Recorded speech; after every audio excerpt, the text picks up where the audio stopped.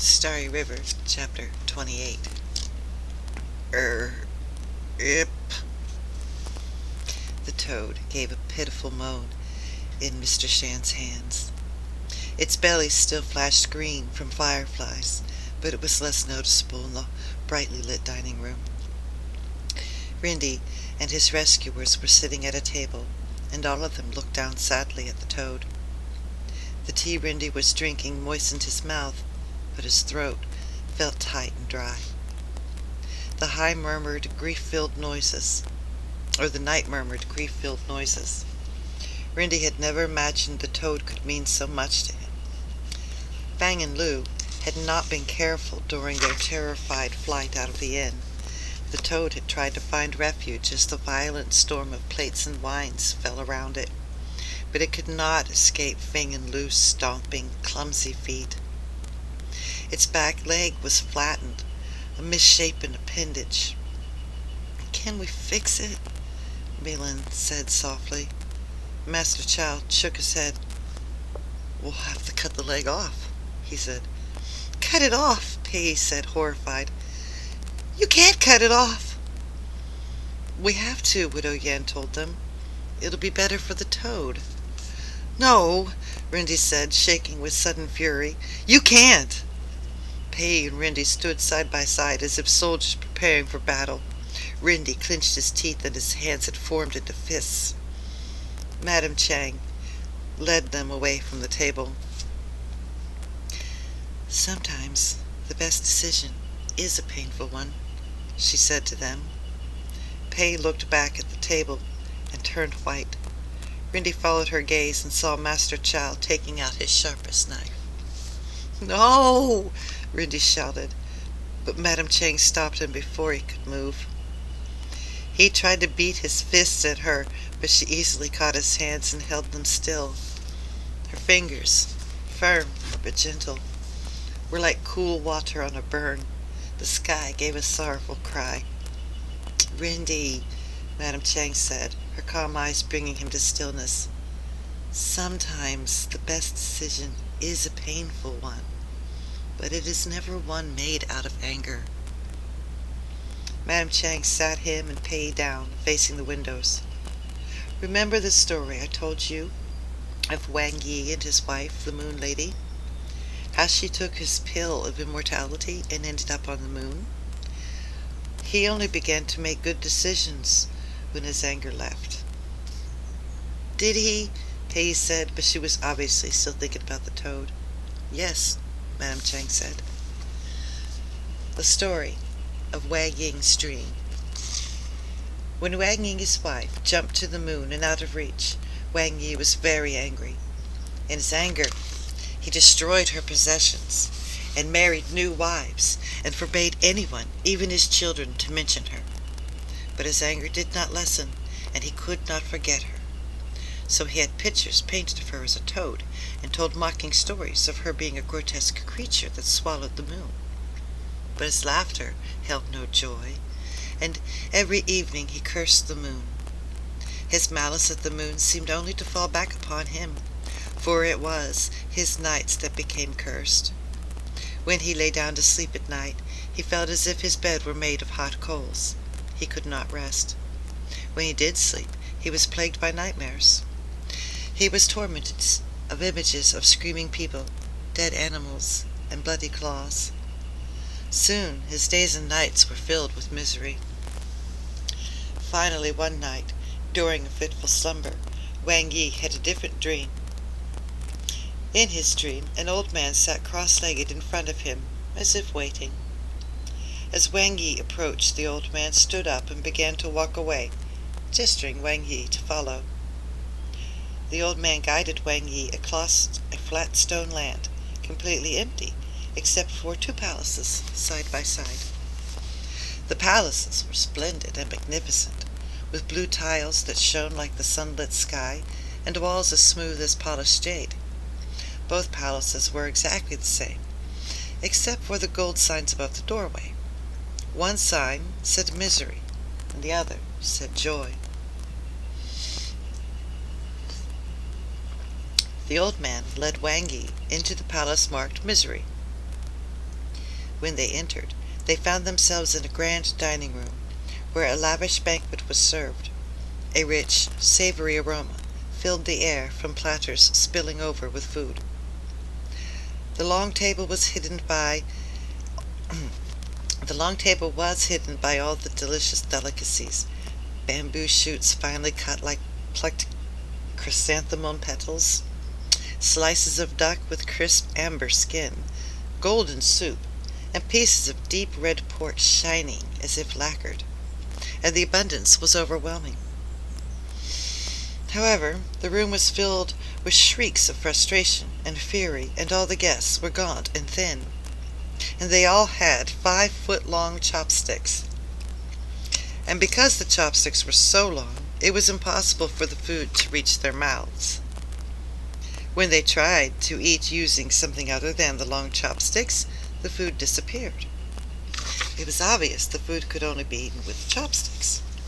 So the guests stretched and bent, trying to maneuver food from the long chopsticks, but it was always failing. They screamed and raged, whimpered and wailed, all of them starving and taunted by the plentiful feast before them. As Wang Yi watched with horror, the old man beckoned him out of the palace. Without a word, the old man led Wang Yi into the palace marked Joy. There again, he entered a grand dining room with the same abundant feast on the table. But instead of angry wails, the room was filled with laughter. The guests also had 5-foot-long chopsticks, but they were plump and healthy, joking and smiling. Wang Yi was puzzled. How could they eat with those long chopsticks? Then he noticed the difference. The guests in this palace were feeding one another. Before Wang Yi could shake his head in amazement, the old man beckoned to him again. Wang Yi followed the old man back out to the barren plain. In front of the palaces, the old man presented to him a pair of 5-foot-long chopsticks. Wang Yi reached for the chopsticks, but they fell from his hand.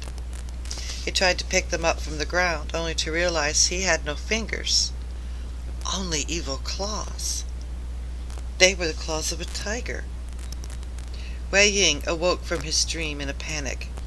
As he sat there in the darkness, he realized he was truly alone. His subjects despised him, his family feared him, and the only one who had loved him had left him. In the Palace of Joy, no one would feed him, and it looked as if he were destined to be unable to feed others as well. For the first time in a long time, Wang Yi began to weep. But in the morning, Wang Yi was a changed man. He stopped roaring and yelling. He stopped his cruel, irrational actions and began to rule with justice and mercy. And he removed all the pictures of his wife as a toad. With each good deed he did, with each wise decision he made, he felt as if the moon shone upon him, and he used his memory of his wife as his guide. He slowly regained the people's trust. But when they called him Wang Yi the Great, he would only look wistfully up at the moon. As he grew older, the yearning to see his wife on the moon grew even stronger. He wished to see her once more before he died. So one night, with the hair more gray than black, Wang Yi climbed the tallest mountain. When he reached the top, the moon was before him, large and glowing. He saw the figure of his wife. Just as he had been rumored, she was no longer a toad, but was now the pale, dark-eyed moon lady, more beautiful than even he remembered. She stared at him, but before he could say a word, she turned in fear and began to run. "Don't go!" Wang Yi cried. "I've changed. I forgive you. Don't go." But she was gone, and Wei Ying fell to his knees, heartbroken. He knew then how much he loved her. For the first time he was glad that he had never taken the pill of immortality, for an eternal life of missing her was more than he could bear. "Do you truly forgive her?" a voice said. Wei Ying looked up and saw an old man sitting in front of him cross-legged. a book in his lap. The old man from his dream. Wei Ying nodded, unable to speak. "Good," the old man said, "for you are destined to be together." The old man knocked his walking stick against the stone ground. Immediately a green vine sprouted, twisting upward. Heart-shaped leaves budded and opened, and then a berry, so brilliant it seemed to be made of fire, grew. A great golden bird with crimson crown flew down from the sky, plucked the berry with its beak, and brought it to Wang Yi. "Eat the berry," the old man said. "Not only will it grant you immortality, it will protect you from the heat of the sun." "Why do I need protection?" Wang Yi asked, holding the berry in his hand. "Because you will live there," the old man said. "You will live in the palace of the sun. Your wife lives in the palace of the moon." "Not together," Wang Yi said. "No," the old man said, and looked at him deliberately. "Wang Yi, you are like the power that has marked you. Great, but easily spoiled, and in need of balance. You will rule at the palace of the sun, and you will rule wisely and well. The celestial rooster will fly you to the moon and back every 29 days. And so it was, with Wang Yi and his wife reconciled, and Wang Yi rules on the sun, raising it in the sky during the day and lowering it at night. Because he does this faithfully, he is allowed to fly to see his wife for one night every 29 days. On the night he arrives, the moon is full and bright, as the moon lady is happy and joyous. But after he leaves, she worries that he might again lapse into bad behavior and will not be able to visit, so the moon waits and fades. "But there's no moon now," Pei said, "and he's still doing his job. Sun rises every day."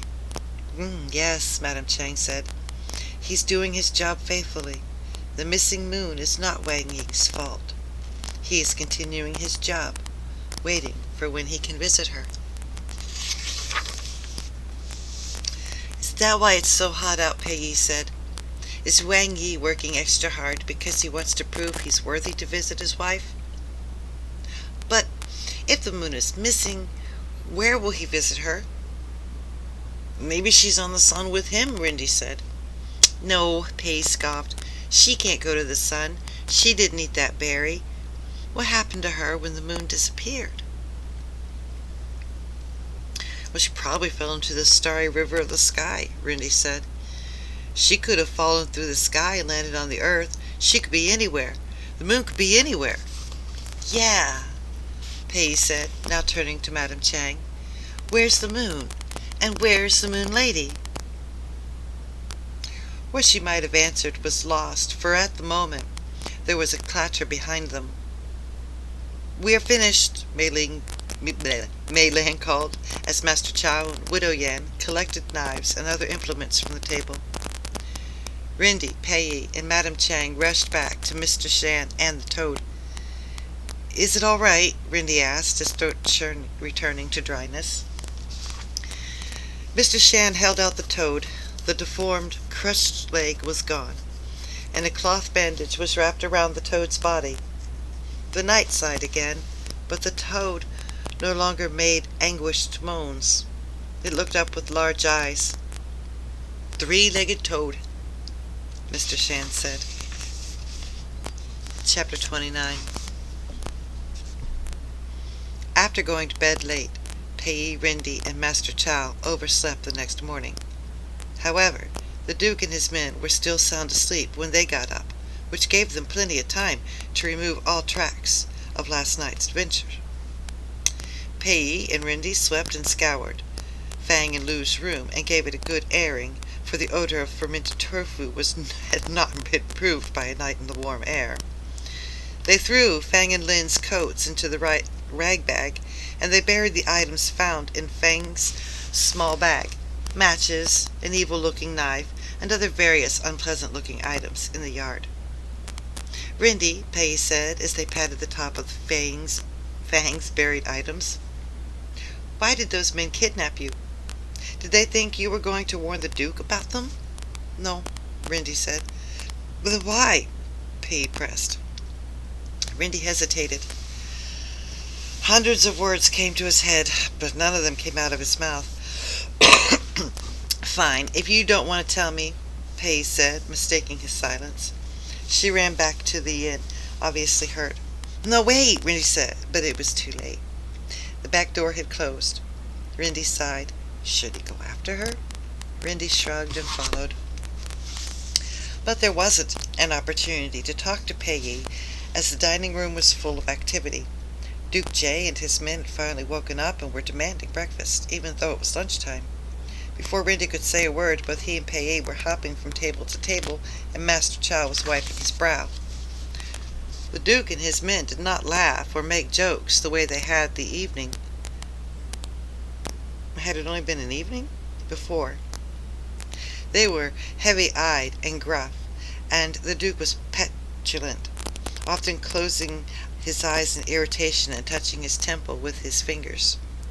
They were most likely still feeling the effects of the drugged wine. Soon, and without enjoyment, they finished eating, and Rindy was sent to get the horses. As Rindy put the blankets on the horses, he looked at his hands.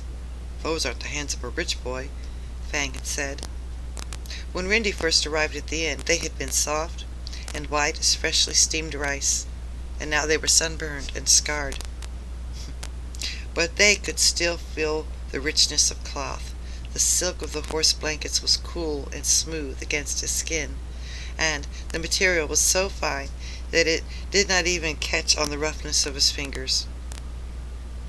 For one brief moment, Rindy brushed his face against it, closing his eyes. Rindy brought the horses to the Duke's men, who harnessed some of to the carriages and readied others for riding. The Duke idly waited as Pei and Master Chow, who stood to give their farewell salute. Rindy took a deep breath and approached the Duke. Excuse me, Honorable Duke, Rindy bowed. He felt the eyes of Pei and Master Chow on him. Yes, boy, the Duke said, with a slight annoyed edge to his voice. The boy you're looking for, Magistrate Tiger's son? Rindy began. He could feel Pei edging closer, listening cautiously. Magistrate Wang, the Duke said shortly. I was imprudent to disclose the servant's nickname for him. His name is Magistrate Wang. Magistrate Wang's son? You're looking for him? Rindy began to stutter with nervousness. Where? Yes, the Duke said impatiently, as he motioned direction with his arm. We are going south to the city of Far Remote. I believe kidnappers have brought him there. You won't find him at the city of Far Remote, Rindy stammered. From the corner of his eyes, he saw Pei frowning at him with puzzlement. I think I will, the Duke said. I have the fastest horses of the land, as fast as the Emperor's. We can catch up with the kidnappers. But there are no kidnappers. Rindy tried again, his face flushing. The Duke's men had finished attaching the horses to the carriages and were opening a door for the Duke to enter. Don't worry, the Duke said, stepping into his carriage. He gave Rindy a patronizing smile. I have influence in ways you cannot conceive. But, Rindy said, panicked, and then had to shout as the carriage began to move. Magistrate Wang's son isn't in the city. We'll be fine, the Duke called from his window. He waved with a languid motion. My men are very skilled and we're very capable. Rindy could say nothing else as the carriages and horses raced off, too bewildered to join Pei and Master Chow in their customary farewell salute. Rindy simply stared. A cloud of dust, like the breath of the earth dragon, rose in the air. As it hid the carriages from view, Rindy felt a strange mixture of relief and disappointment.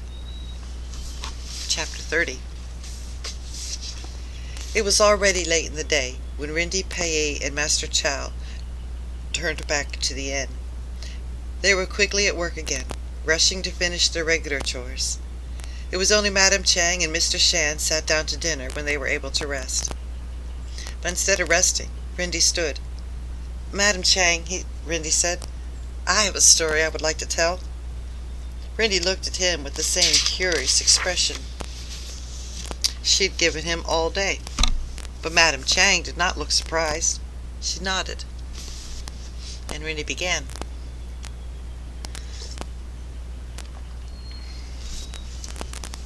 The story of Magistrate Tiger's son. Magistrate Tiger was very proud of the prizes he received from the Emperor. He filled the gang with water and goldfish, displaying it prominently in his former chamber. Directly above it, on a high shelf, he exhibited the blue and white rice bowl on its gold stand. Whenever he had visitors, he would retell how he had answered the Emperor's impossible questions, impressing all with his wisdom. Of course, Magistrate Tiger's son would scowl during these narratives, which seemed to grow grander and more extraordinary each time. "He didn't even thank us for giving him the answers," the boy said to his sister, his lower lip jutting out. "The bowl and gang are really ours." That feeling did not lessen over time. One day, even though he was forbidden to go into his father's formal chamber, he stood at the doorway and looked in with greedy eyes. The gold stand of the rice bowl glinted in the light. It seemed a signal to him. "I just want to see them," he said to himself as he stepped into the room. He walked softly to the huge gang. It was taller than he and wider, a bit like the vats they made wine in. But of course, this was no plain earthenware tub. The thin, decorated porcelain was cold and smooth to his fingers, like a piece of polished jade. The boy climbed onto the shelf and looked into the gang. A dozen orange fish flickered in the water, like wavering flames. His reflection looked back at him with eyes full of secrets, and above him the gold flashed. The boy looked up and saw the blue and white rice bowl, sitting silently on the gold stand. His fingers could only barely touch the bottom of the stand. He scaled the shelves, mounting the ledge above the gang. Could he reach the bowl? Yes! "What are you doing?" a voice said behind him. The boy spun around in surprise. Oops, wrong voice I used. To see his sister staring at him, open-mouthed. But before he could say a word, the precious rice bowl fell from his fingers. He frantically grabbed it, leaning and tilting his feet, slipping, and splash! He fell right into the gang. Cold, shocking water slapped him and filled his mouth and eyes. His elbows and hands banged against the slippery walls of the gang, but he could not find the edge. There was not enough room to swim, and when the bottom of the gang seemed to have vanished, he began to panic. He felt as if invisible arms had seized him. He writhed and struggled, but heavy water pressed onto him, holding him. His lungs began to burn, a hot, dry, suffocating burn. He dimly heard his sister scream. Her small hands could not reach him, and her efforts to push the heavy gang over were futile. She would have to get help, he thought, as blackness began to overtake him. But it would be too late. He was drowning. Drowning! Crack! Suddenly, water rushed away from his face, and he was on the floor, coughing and choking. His sister was by his side, lifting his head as he wheezed and panted for air. Sweet, delicious air! The darkness in his eyes began to fade, and he saw what had happened. Unable to overturn the gang, and afraid to run for help, his sister had grabbed an inkstone from the table and had smashed it into the gang. The delicate porcelain had cracked like an eggshell, and she'd broken a hole in it to free him. She was so smart. He looked at her with gratitude. "What has happened?" A roar echoed through the room, and both children gasped. "Their father!" Magistrate Tiger's sharp eyes scanned everything. The bedraggled boy coughing on the floor, the white-faced girl, and the fallen rice bowl next to the boy. He saw the pool of water, the dying fish, and then the broken shards of his precious prized My gang! My... He stuttered, and his roar slowly turned into a thunderous wail as he rushed to the broken gang, grabbing pieces of it in disbelief. Broken! I did it, the girl said, her voice quavering. To save me, the boy said quickly. I was drowning. I don't care, Magistrate Tiger shouted, his bellows a mixture of anguish and anger. Gang! Given by the Emperor! We're sorry, the girl whispered, beginning to sob. Sorry? Only sorry? You useless worms! Magistrate Tiger's fury began to explode like 1,000 bursting firecrackers as he clutched at the shards of the broken gang. These pieces are worth more than you! The girl trembled like a kite caught in a typhoon, but the boy was strangely still, his eyes darkening. It was as if a smoldering red coal had finally burst into flames inside him. His father had seemed half drowned on the floor.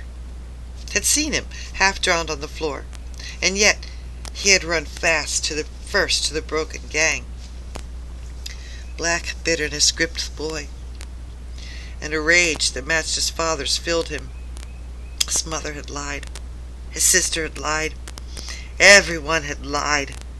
His father did not roar and lie and cheat for him. His father did not care about him.